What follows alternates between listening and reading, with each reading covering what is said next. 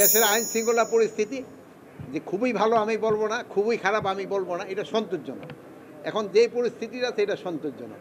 এই আমাকে 54 বছর স্বাধীনতার পরে মানে কোনো পেপারে বা কোনো সেই সময় তো আমিও আপনারা সবাই জানেন আমি একসময় সংবাদকর্মী ছিলাম, আমিও মর্নিং নিউজে লিখতাম। সে এক ওই সময় থেকে এখন পর্যন্ত যে আইন শৃঙ্খলা পরিস্থিতি খুব ভালো কেউ কোনো দিন বলেনি। সবসময় একটু নেগেটিভের দিকেই থাকে, বাট এখন আমি বলবো যে মোটামুটি সন্তোষজনক, যে খুব একটা ভালো আমি তাও বলবো না। তার এখন এই যে 2-4 দিন যাওয়ার এই যে একটা নতুন ধরনের একটা হয়েছে, এতে হয়তো 2-1টা জায়গায় একটু ঝামেলা সৃষ্টি হচ্ছে, এটা আপনাকে সবাই সহযোগিতা এটা কন্ট্রোলে চলে আসবে। মাঠ প্রশাসনের কাছে হলো ইলেকশনটা যেন ফ্রি, ফেয়ার, ক্রেডিবল এবং উৎসবমুখর হয়, এটার জন্য তাদের প্রস্তুতি গ্রহণ করা। তারা অলরেডি মাঠ প্রশাসন কিন্তু এই ব্যাপারে প্রস্তুতি নিতেছে এবং নিচ্ছে, এই দুটোটাই তারা করে যাচ্ছে। এবং আমি আশা করব যে এই ইলেকশনটা খুব ফ্রি, ফেয়ার, ক্রেডিবল এবং উৎসবমুখর হবে।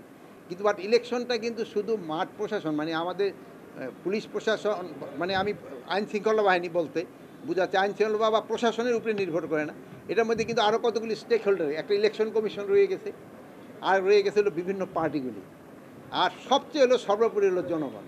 জনগণ যে সময় নির্বাচনমুখী হয়ে যাবে সেই সময় কিন্তু কেউ কোনো কিছু থামায় রাখতে পারবে না।